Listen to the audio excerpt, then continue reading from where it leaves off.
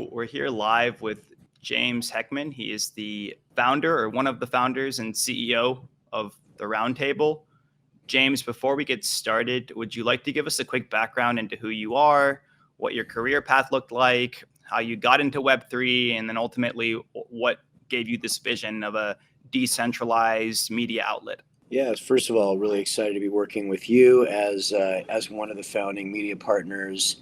And, I think ultimately what has been proven over the last few decades is that forming coalitions of experts or highly talented media brands, independent, for the most part, can take on, major media monopolies. And, our successful coalition building within this industry has proven to now, I think, be by far the biggest scale crypto media brand, in the world now. And so that, that path or that strategy is something that, my team and the various companies that I've launched, since, 1991 has worked, very well. But, really the description of our business model is platform as a services model. It's a digital media platform. And, when digital media started, it really started in Seattle. Microsoft executives spinning out various platforms. And a lot of people don't realize that, everybody from ESPN to Amazon, MSNBC, kind of all of media moved to Seattle, during, Web 1.0. And prior to Web 1.0, that's when I got my start. Things were consolidating digital media, color, et cetera. The whole magazine industry ended up consolidating on software. And that was really where, we made the biggest moves. But, I ended up rolling up operational control of every major NFL magazine, every college football magazine, putting it on a single platform. And that really was the first digital ad network. And the model really is, a little bit like Bitcoin and crypto, single digital platform, empowering decentralized, autonomous media companies. We did end up building the first blogging network. SoftBank and Intel, funded us for, $70 million, which was a lot of money back in the 90s. We built this global empire called Rivals.com and Rivals.net and built Sports Network in Japan. That sold to Yahoo for 9 figures and, helped Yahoo be the number one sports network in the world for about 19 years. A lot of people don't realize it wasn't actually ESPN, but it was because of this autonomous network sitting on a single platform. Again, the way that you think about crypto, we invented that. And then, kind of moved on when the internet collapsed in 2000. We built the first Substack, built that into a, pretty big business, sold that to News Corp. I became chief strategy officer overseeing all digital properties globally. So over American Idol and MySpace, et cetera. And, that ended up being, I'd say groundbreaking, the first, high scale social media platform. And what I did there is basically figured out how to monetize it by psychographically targeting all users in an alliance with Google. And that became a multi-billion-dollar, enterprise. And, the rest kind of is history. But the key is taking on, the monopolies, or not beating them, but at least being able to survive. And I think Web3 technology has not been able to do that. I think Steemit might have been the biggest. It was like 250,000 users, no revenue. Hive is, software that's, maybe a little bit complicated for mainstream, consumers. And so after, being involved in, Hulu, being involved, running global strategy for Yahoo, and then my last company, which, went on the New York Stock Exchange with 250 media companies, including Sports Illustrated and Powder Magazine and History Channel and The Street, we learned that if you allow autonomous companies, brands, or individual journalists to remain free and autonomous, but take away their operating expenses, combine into mass scale, and offer that for marketers and advertisers to reach the scale, but have that hyper intensity and passion, like you have, Noah, about your craft, or maybe a Dallas Cowboy reporter or somebody reporting on Ethereum or somebody reporting on Trump, that those intense communities around an expert always beat a generalist, right? So the New York Times and MSNBC and CNBC and Wall Street Journal, they're generalists, but they have a great brand. And so, they can make money on that. Google will bring them. And so our strategy is to have superior technology to New York Times or Wall Street Journal, et cetera, by enabling everybody to operate on a single platform. And that has been successful 10 times in a row. All those companies are still operating. A couple of them are owned by Yahoo, one News Corp, one the NFL, and in Europe and elsewhere. And so I got very interested in Bitcoin and the crypto industry when we helped operate Bitcoin Magazine, David Bailey, and work with them at their Bitcoin conference. And I've been following the industry for a long time, but everything that we do, it needs to be able to reach 100 million people. And it was really a small industry. People wouldn't admit it, but until maybe a year ago, maybe 2 years ago, there were really only 5 million people in the world that were really investing in the space. The claim, was bigger. I think, Coinbase said, they reached 50 million, and that probably happened over the last year and a half. But when I saw that coming about 3 years ago, felt like, hey, this is big enough and important enough in the world that we need to enable, guys like you, guys like Bitcoin Magazine, Mario Nafal, Scott Melker, pretty much every major influencer has signed an agreement with Roundtable, because when you combine forces, you get the scale that you can have the advertising value that the Wall Street Journal or CNBC would have, but much more expertise and the ability to, engage in community. So that was the long story of how we got there. But we're now partnered with Yahoo. We had that announcement recently. They obviously have 90 million, investors. We have a sports network run on our Web3 technology with already 9 million users. We are, really focused on finance and crypto. We have a partnership with The Street, which is the oldest financial publication. They reach over 30 million investors. We syndicate to MSN, 200 million investors globally. Yahoo is, the largest North American. So, going from kind of the Steemit era, the cool crypto dudes figuring out how to talk and chat on Telegram, to mainstream audience with mainstream advertisers reaching tens of millions of people. That's what I thought it would be, interesting. And we're inviting, great independent journalists like yourself to be part of it. Well, Mr. Heckman, you certainly have the track record and also the connections. So first of all, I'm excited and equally honored to be a part of this journey. And it's been a pleasure working more closely with Will, with Chris, with Jackson, and the rest of the guys, Bill, at The Street. I've loved coming on to the conversations, and I'm looking forward to future ones. Now, you said something about psychographically targeting users. Can you break that down a bit? What does that mean? Well, I think if you're talking about, Google or Facebook or Twitter, these guys, you've heard of the cookie, your IP address, registration, there's numerous ways that people can identify you as you navigate your way around the internet. Now, Google sees everyone because they have the monopoly on ad serving. And they track you. And you notice lately when you're on an app, they keep asking you to register. And because there's this it's so annoying. super annoying.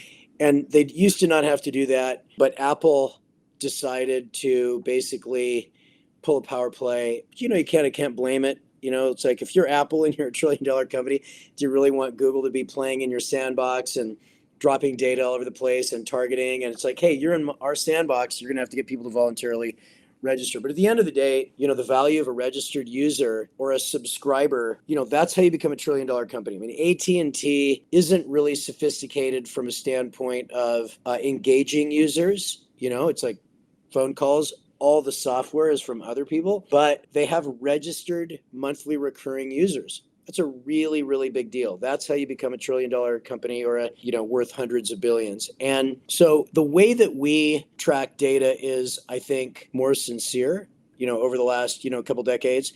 If you go to a Dallas Cowboys site or a Vancouver Canucks site, then you've demonstrated a habit. And then if you go to an Ethereum site, we know that you are a aficionado in crypto. Not necessarily just going to, JP Morgan and checking your account. And if you decide to engage in a conversation, we know that you're highly, interested in the subject matter, and then we can present, content. And as the coalition grows, then People are voluntarily getting information. And, the challenge with living, on YouTube and Instagram and TikTok and Twitter, and again, they're trillion-dollar companies.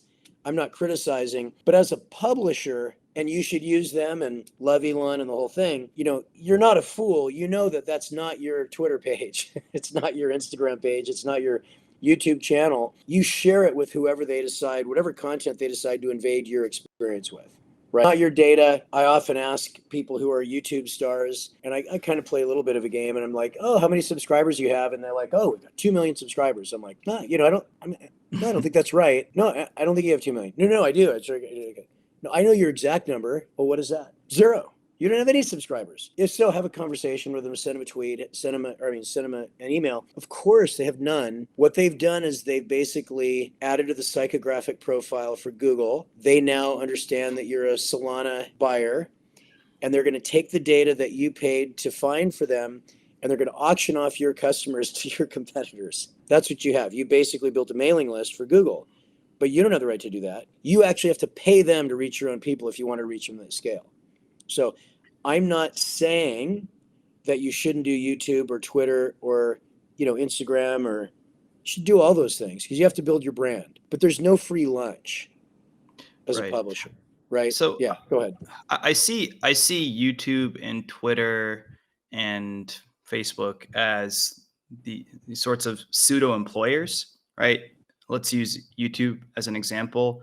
YouTube has built a network, and they've built a platform, and they've built a very strong algorithm. And they're basically saying, here's this sandbox. You can come and play here, and you can build an audience. And Mr. Heckman, to your point, as long as you play by our rules, as long as you don't, and you can bend them a little bit, but as long as you don't steer too far in one direction or the other, then you can continue to play in our sandbox that we provided for you, and you can make a living doing that.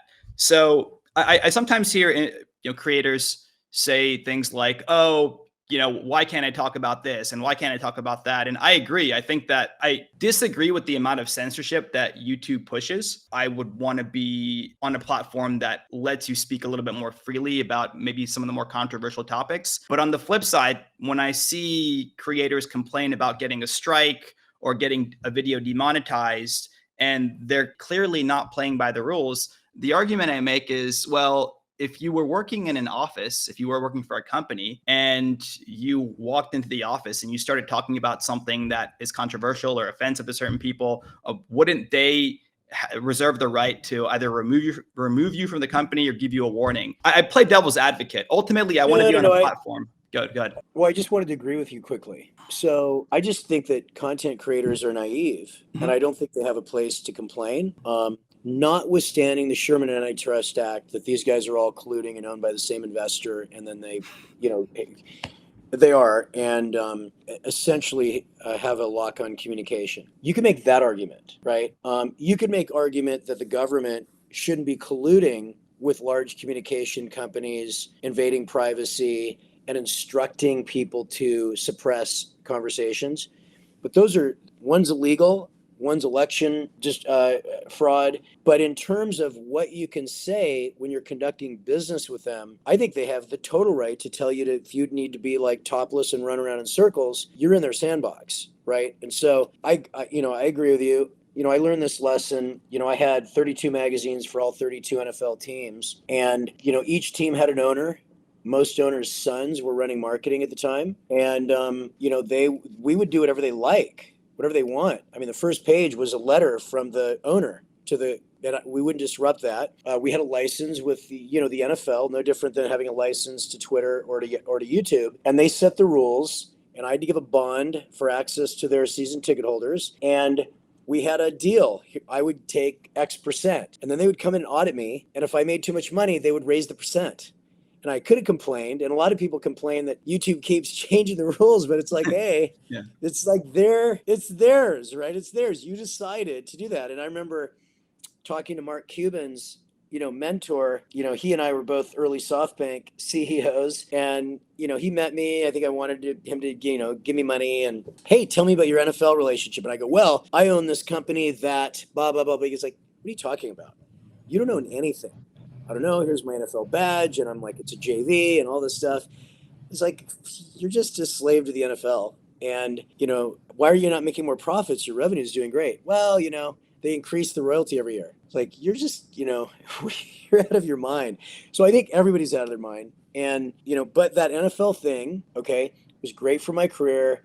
You got huge scale, got all these amazing NFL writers, sold advertising. I built the first digital ad network. And, I should have paid them, is the reality. Right. And I think a lot of the YouTube people, I could argue, should pay Yahoo, YouTube and make zero. I mean, to be honest, right? Because, you build, when you got millions of people, you got famous, right? Brands are trying to get famous all the time and paying Google literally billions. And so my message is you should at least own your own store and your own brand and your own company. And that's why we've got a decentralized network. And that's what we've been doing for sports, movies, advertised sales networks, major media brands like my last company with, History Channel and The Street and Sports Illustrated. If you solely rely on YouTube and Twitter for your business, you're an idiot, right? Yep. But if you're not on YouTube and Twitter, you're also an idiot, right? It's just, This is business, okay? They have their business, but you need to own your own home and your own data and your own customer base and have your own relationships with your customers, be able to talk to them directly. And that takes hard work, and everybody's looking for a shortcut in life. I'll just do this quick thing and I'm going to have 1 million subscribers and look at me. But you don't have 1 million subscribers, right? You just do funny things on a video for Google. So anyway, that's, we want to help you build a great constituency that you can have and pass on to your children. And it's an actual asset. You can say, I have these many subscribers. I have these many users. And then somebody says, oh, email them. You're going to click. Oh, I just did. They're mine on the blockchain, protected forever, including all my content.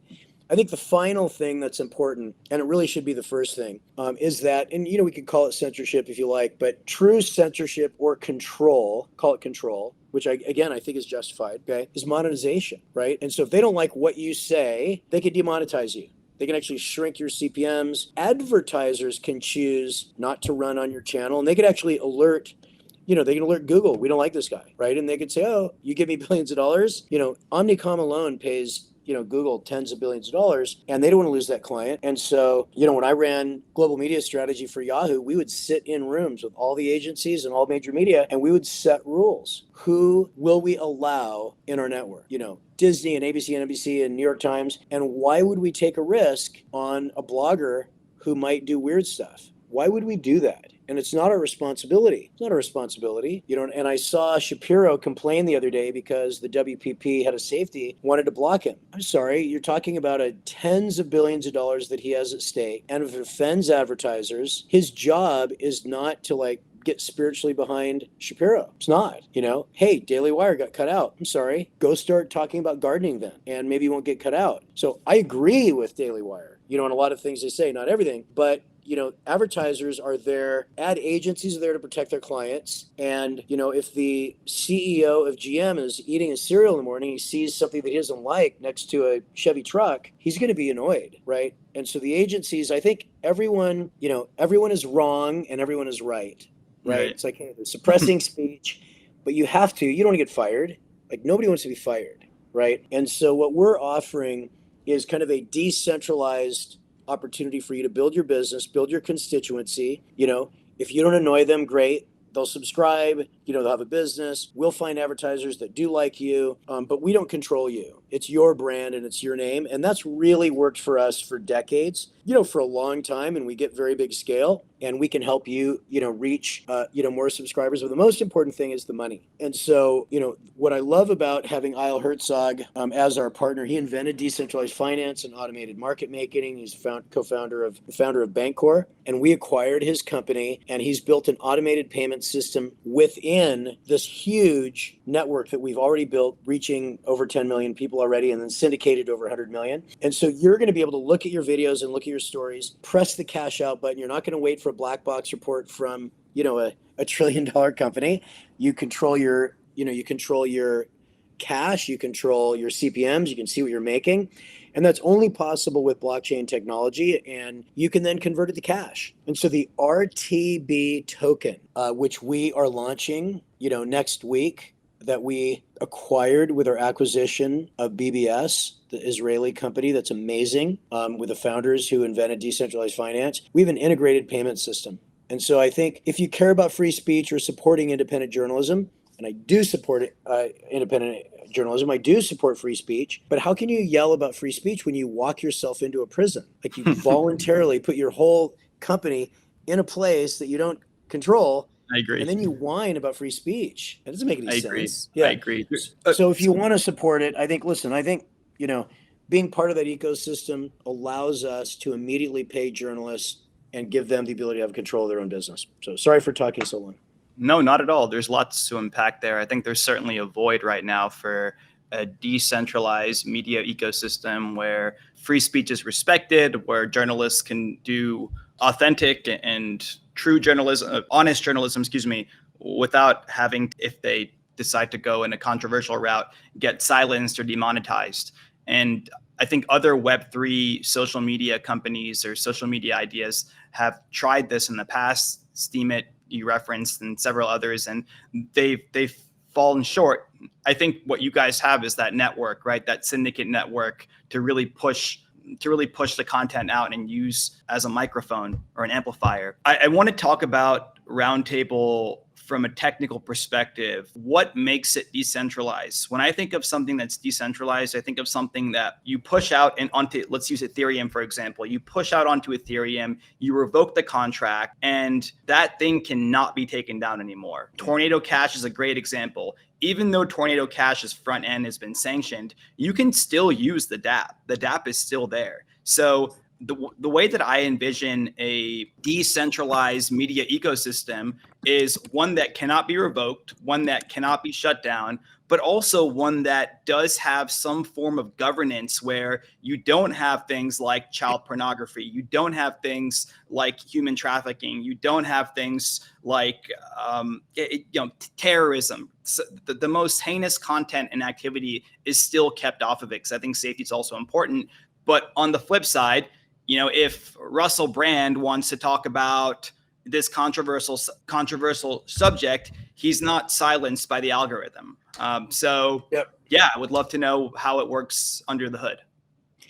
Hey, I appreciate your point of view and also interest in the detail. So the way to look at this is when you're addressing a business, a media company, or even a cryptocurrency. Over the last 30 years, I always want to know, is it open or is it closed? Okay. You can still be decentralized, but also have a door, a gatekeeper. Do we allow you in to use this decentralized system, right? If you're a pornographer, if you're a terrorist, will we let you in to our sandbox, which is decentralized? And so, Spotify, Rivals, which I founded, Amazon is decentralized in that stores are operating and delivering, but you have to apply to get in. Okay. Spotify, for the most part, if you talk to their business development people, they are curating and building, experts.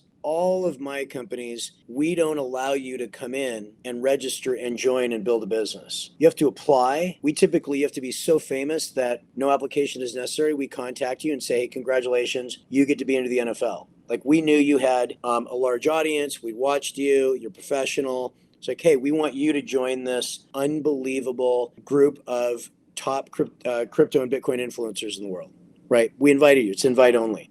So the part that I would say is not decentralized is, who do we allow to have keys to the castle? And you can kind of say that with Uniswap. Like, anybody, I guess, could do Uniswap, but to be seen, they review you, they find out about you, and they check you out. And same thing with CoinGecko. Like, I'm not saying that I know everything about this, but at the end of the day, once you get in and you start publishing, your content is forever protected on the blockchain. And, during the big COVID scam, the Department of Defense was forced to vaccinate, 17 to 22-year-old kids against their will. And they immediately had massive heart attacks, deaths, strokes, blood clots. My own son was in the Navy, and he was at Navy SEAL camp and immediately started bleeding from his bowels and basically attacked his heart. And, he went from an all-American college swimmer to failing the cardiogram. And all of this massive murder and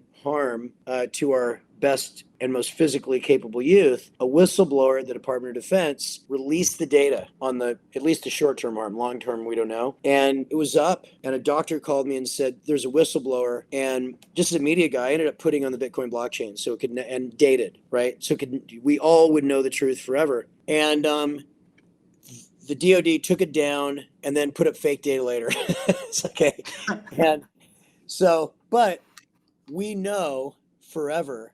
We actually got the download and published it on the Bitcoin blockchain. It's there forever. So the idea that you can never be edited and that 100% of your content and your data and users can never be robbed from you, even if some of the data base that we have is operating not in the blockchain, we can move it over there. But if somebody took down, say ICANN took down our domain, we could be up with a new domain and put 100% of the content and reach 100% of the people the next second. So this is an important thing for this country, for Western civilization. We have massive scale. It's never been achieved in a Web3 media platform. We have great relationships. We have a fleet, decentralization, demonopoly journalists. We have relationships with people who care about democracy and free speech. But some of you won't get any advertising. That's not my fault. But your message, will be heard and can never be removed. I remember talking to Scott Melker. He had his Instagram stolen, millions of users. You never get them back. I talked to some black libertarian groups who had millions of users, and one day Facebook decided they didn't like blacks to be libertarian and just shut all their sites down and stole all their users. And again, it's probably wrong to say stole because, that black libertarian group decided to build a business on somebody else's property, but it gives you a warning. You need to build your own customer database and you need to have all your content on the blockchain. So if you get eradicated where you're, conducting your business, the next second you can go up. And that's what we can guarantee, right? So is all of this content immortalized on the Ethereum blockchain? How does the immortalization of the content work? Yes, immortalized in that way. I wish, it's the Sabbath in Tel Aviv, so he couldn't go on with us today. I think he's with his family, but I think he's one of the great geniuses in blockchain technology. And I'm so proud and honored to work with his team. These guys, they invented the first operable decentralized finance platform and automated market making. He also invented, before YouTube, the first big scale multi-million user video platform for users that had a automated algorithm that would present to you what you're interested in. Once YouTube was bought by Google, they cut all of his links off and used their monopoly to put him out of business. But, we're talking about really early Web 2 guy and, super early in crypto, super early in DeFi, and we merged kind of my Web 2 strategy and consumer-friendly user experience with my product guys. Been working on it for about 2.5 years, and his amazing Web3 technology and I think genius for a great product. I would encourage everyone to do two things if you care about free speech and care about Bitcoin and care about decentralized finance. First of all, I think you should own RTB because it supports guys like you, separate from the advertising ecosystem. Okay, it's number one. And number two, go in your iPhone and go in the App Store and download Roundtable, RTB, like right now. Jump in and say hi. Got Melker and Mario and you and everybody. And we're just starting this community. Jump in early, get famous, build your reputation, and talk about the world. It's a pretty cool place and a great product. So, Mr. Heckman, can you dive into the revenue model and the tokenomics? Because I think that a lot of people that have been in crypto for a long time are always turned off when there's a token. Typically, ecosystem tokens don't, statistically speaking, do very well over time. If you just look at charts across multiple cycles, the majority of tokens don't reach their all-time high of a previous cycle in the current cycle. So would love to know how that model works. I know we've talked offline and you kind of explained the token is built to accrue value over time. And I understand that this is how creators are going to get paid on the Roundtable, but the tokenomics, the token allocation, meaning how much of the supply is going to founders, all that stuff, I think is really important for people to build confidence. Of course. So first off, all other Web3 media companies have failed because there's nobody on it. There's just no economy. So it was fake, right? So it basically was a, just kind of a pump scheme. I mean, I'm sorry to say that. You're right. Yeah. And we have millions of dollars of revenue today and millions of users. So we have an economy. It's not going away. If there's a huge bear market, we still have very big advertising revenue that'll continue to explode and go up. And us converting that to RTB is something so that you can cash out or cash in or, accumulate, it gives you flexibility, right? As opposed to wiring through banks. So really, we don't care what happens to bear bull market. It already is an economy. So it's not a matter of whether it'll work. It's going to work because we already have ad revenue and we have millions of users. So that's number one. Tokenomics are easy. We have a billion tokens. We're never going to print more. It was a Binance funded token from 2.5 years ago. It was dormant from this Israeli company. We've been awarded the tokens to take that platform, to the market. And so this is not an ICO. The other thing, we're not raising money on it. Normally you announce a token and you're trying to get people to buy it. We're not raising money, right? This is really a mechanism for you to be paid in a decentralized way. If it goes up, great. If not, you get paid the same cash. So we're very clear. This is very unusual and different, right? Very unusual and different. We already have an economy. Swapping that for something that's a decentralized token is going to help you. And we're not proclaiming it's going to go up. We're not, selling it. We're not doing an ICO. We're not seeking investors.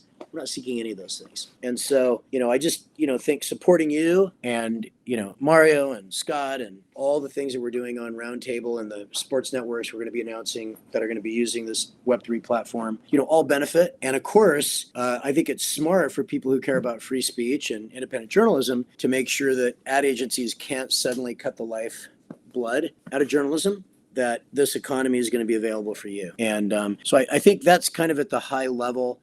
It's very important to know we're not doing an ICO. We're not raising money. We're not seeking investors, right? This was an asset as part of acquiring this Israeli company. This token, was launched, way before the last, bear market. They did have an ICO a long time ago. They used the money to build the platform. So, that's the good news is we don't need to do that. And we already have a thriving business. So that's really the summary. And for sure, we're going to encourage people to buy advertising with RTB because it helps you, right? It helps you, which, kind of everybody can figure out, the benefit. But, other than that, we are the first to have big scale. We're the first to have a consumer-friendly UX. As I likes to say, crypto dude, computer scientists have been able to figure out past Web3 user experiences. But this is honestly, I think, our new kind of spaces on steroids where you can do video threads. Nobody in the world has it. It's unbelievable. That's right. Yep. And it's as easy to use as, or easier than Instagram, huge scale. I think it's a beautiful product. And we're bringing on world-class journalists and independent media brands. So anyway, I think that's the, that's the summary.